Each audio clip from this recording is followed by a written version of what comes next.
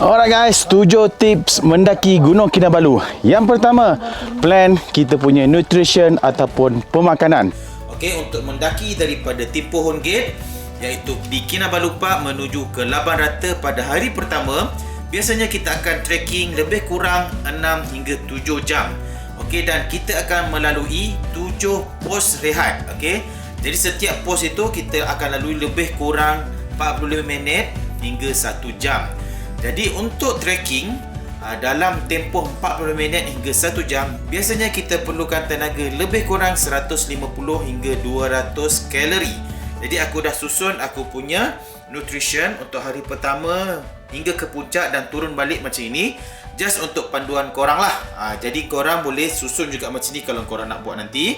Jadi setiap set ini lebih kurang 150 kalori. Jadi korang boleh beli apa-apa, coklat ke, biskut ke, tapi boleh nampak dia punya kalori kat belakang ni. Jadi korang kira lebih kurang untuk 40 minit hingga 1 jam, korang perlukan 150 hingga 200 kalori. Jadi aku dah susun untuk hari pertama. Biasanya kita akan trekking lebih kurang 7 jam. Jadi aku ada 1, 2, 3, 4, 5, 6, 7 set. Kemudian daripada Laban Rata ke puncak, okey, ada 1, 2, 3, 4, lebih kurang 4 jam trekking. Dan selebihnya ialah turun. Okey, untuk turun daripada puncak sampailah ke bawah lebih kurang 5 hingga 6 jam. Dan aku dah sediakan ekstra kat sini. Okey, ada 2 pack ekstra. Kalau aku lapar, aku akan ada tambahan makanan. Dan juga ini gula-gula aku akan makan sepanjang perjalanan. Disebabkan ini adalah gula-gula, dia juga mempunyai kalori dan juga tenaga. Jadi ini adalah salah satu bagaimana kita nak merancang kita punya nutrition sepanjang pendakian supaya kita tidak kehilangan tenaga dan cukup tenaga untuk sampai ke puncak dan turun balik. Okay guys, so tips yang kedua ialah make sure kita ada cukup hydration ataupun air. Okey, untuk naik Gunung Kinabalu kita kena pastikan badan kita kena cukup air untuk hydration badan kita dan juga membantu badan kita acclimatize di ketinggian 3000 dan 4000 meter.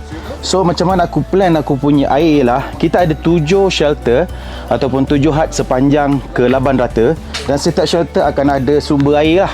Jadi aku punya plan ialah every shelter aku akan minum 1 botol ni iaitu 500 ml.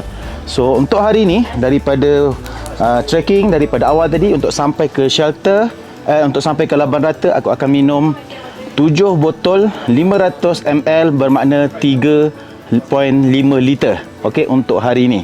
Tak termasuk malam nanti. So minum air banyak, plan kita punya hydration untuk pastikan badan kita cukup tenaga dan boleh acclimatize dengan baik untuk sampai ke puncak. Itu tips nombor 2. Okay guys, tips nombor 3, apabila kita sampai dekat kita punya shelter, jangan terus tidur. Untuk mengelakkan kita punya badan jadi sakit, kita kena stretching dulu.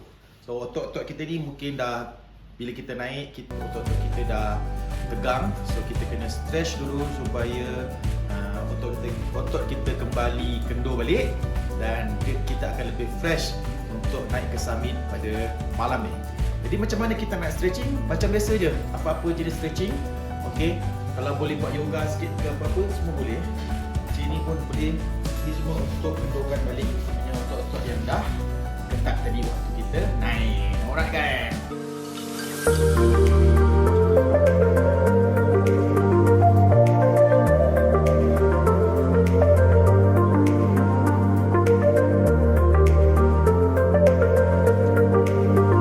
Alright guys, tips nombor 4, gunakan buff, okey, untuk tutup kita punya mulut dan juga telinga. Dan aku recommend buff ni adalah jenama buff Jangan beli jenama lain. Sebab aku pernah guna jenama lain, aku susah nak bernafas. So jenama buff ni dia just nice, kita boleh bernafas dan juga tak ada kabus ke cermin mata aku. So jenama buff is the best lah pada aku dan juga dia warm. Dia berikan kehangatan dekat kita punya hidung dan juga telinga. Alright, itu nombor 4. Okey, tips nombor 5. Untuk kita turun Gunung Kinabalu, kita kena ketatkan kita punya kasut bahagian atas ni. Okey. Sebab kalau kita tak ketatkan bahagian atas ni, kaki kita akan bergelosor turun ke sampai ke hujung ni, dan sebab tu selalu kaki kita melecet. Okey, so kita ketatkan bahagian atas ni. Kat sini just nice je lah, biasa kaki kita boleh bergerak. Kita nak mengelakkan kaki kita menggelongsor ke bawah. So ini tips nombor 5. Okay guys, tips nombor 6. Untuk kita turun guna Kinabalu, aku suggest korang kena guna trekking pole. Dan untuk gunakan trekking pole ni, sewaktu turun kita akan panjangkan dia. Okay, waktu naik kita gunakan dia pendek lah, supaya memudahkan kita naik. Untuk kita turun kita panjangkan, dan kita akan hold badan kita macam ni supaya menjaga kita punya peha dan juga lutut lah. Okey, ini tips nombor 6. Okey guys, tip yang terakhir, tips yang ketujuh. Untuk naik Gunung Kinabalu, especially on summit day, jangan pakai terlalu banyak layer pakaian. Okey, so macam aku, kita dalam ni kita pakai base layer, kemudian mid layer, ini adalah Polartec mid layer, ataupun boleh juga gunakan down jacket, dan juga lagi third layer ialah kita punya waterproof jacket. So sekarang aku tak berapa sejuk, aku tak gunakan waterproof jacket. Masalahnya kadang-kadang orang silap, dia gunakan t-shirt sampai 3-4 lai sebab nak mengelakkan dia sejuk. So jangan gunakan terlalu banyak layer. Macam seluar, kita cuma ada gunakan base layer dan juga seluar trekking 2 lapis.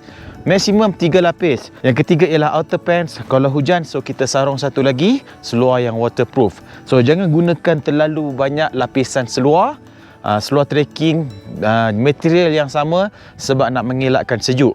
Guna right material dan juga right layer. Alright gang, inilah dia tips mendaki Gunung Kinabalu. Gang.